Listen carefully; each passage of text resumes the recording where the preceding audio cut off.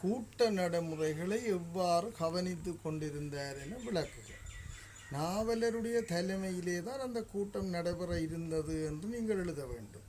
ஆனால் இங்கு அவருடைய நோய் காரணமாக அவர் ரெப்ரசன்டேட்டிவாக தன்னுடைய பிரதிநிதியாக வை விஸ்வநாத பிள்ளையை நியமித்தாலும் கூட கூட்டத்தின் மீது கொண்ட ஈடுபாட்டின் காரணமாக அந்த கூட்டத்தை அவர் அந்த பாடசாலையில், அதாவது நாவலர் பாடசாலையிலே ஒரு மண்டபத்திலே ஒரு தூணின் மூலையிலே அந்த தூணுடன் சாய்ந்தவாறு தன்னுடைய கைகளிலும் தொடையிலும் அக்கம் பக்கங்களிலும் திண்டு தலைகணைகளை ஊன்றி கொண்டும் தன்னுடைய 2 கைகளால் நெற்றியை தாங்கி பிடித்து கொண்டு உபாதைப்பட்டவாறு அந்த கூட்ட நடைமுறைகளை உன்னிப்பாக கவனித்து கொண்டு இருக்கின்றார்.